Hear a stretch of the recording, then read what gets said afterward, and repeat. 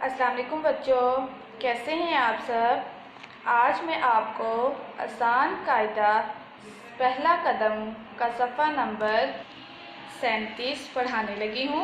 तो सफ़ा नंबर 37 खोलें।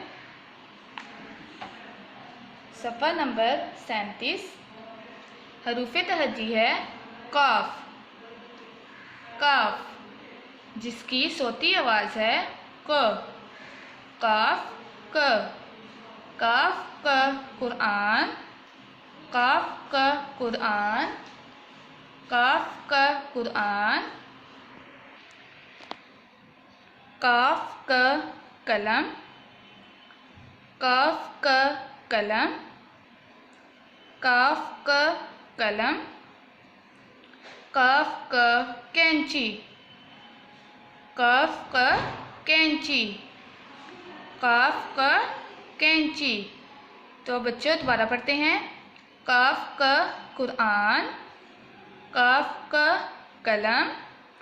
काफ क कैंची। तो जैसे कि बच्चों कुरआन में कलर किया हुआ है पहले ही। कलम में आपने कोई सा भी रंग कर लेना है। कैंची में आपने काला रंग करना है।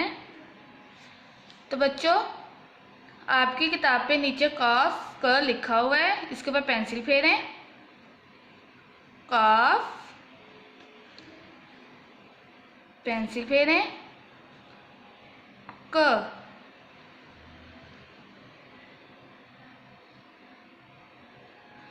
काफ क। तो बच्चों इसको बार बार पढ़ें, याद करें, रंग भरें और पेंसिल फेरें। अल्लाह हाफिज़।